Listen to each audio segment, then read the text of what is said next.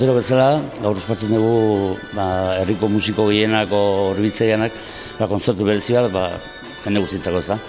Eta hola kontatzen geha, bai musika banda, txistulari banda, Dultzainerok uste bi talde diela, eta gero akordei taldea Isidrona, eta kontzertu polit bat, preparatu dugu, eta pesatzen jendeken gustuko izango da. Gustatzen zaigu, Santa Cecilia eguna ospatzea, zerbait berezia eginez, ez da bai, afaritxok eta bazkaritxok horaite dugu, baina politia da, ez da, kontzertu bat, herriko talde gehienak, eta jendarentzako. Udatziztulari benda, sei. Gaur bat falta zaigu, zati, kanpon dalako. Baina bestela, normalien seigotze dugu. Bi perkusionista, bi txistulari eta bi silbote. Eta gaurko eskaini dugu, preparatu dugu aurrena sonatatxo bat, oso politia, 3 parte dauzka, eta gero bukatzeko ingo dugu polka bat, oso politia, Lizlorea.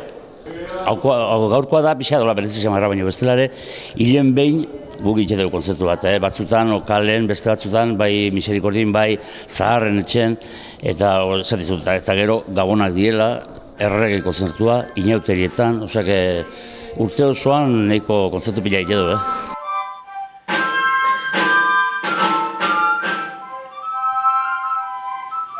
Guk saiatzen geha konbidatzen herriko beste taldei, baina denak ezin dute etorri, baina hola gaine da kontzertu pixka desberdinatxo. Gu bakarri jo beharrean badaude txistulariak, badaude dultzaineroak, baita akordiak ere. Lehen garai baten abez batzak eta etortzen ziren, baina azkeneko urteetan ez dira etorri. Guk 3 abesti prestatu dugu, beti prestatzen dugu gaurko eguneako gaine normalian kalean jotzen dugunez, hola leku itxi batean da antzerki batean, saiatzen geha prestatzen zerbait musikaldetik berezia. Eta joko dugu lehen da bizi Orient Express, Filipe Esparkena, gero joko dugu Cinema Paradiso, hau da Ennio Morriconena. Ennio Morricone da zinema musikagile italiar bat. Eta bukatzeko zerbait hola biziagoa, mambo bat, Inten Mambo, dala, moldaketa dala Tashio Mashimarena.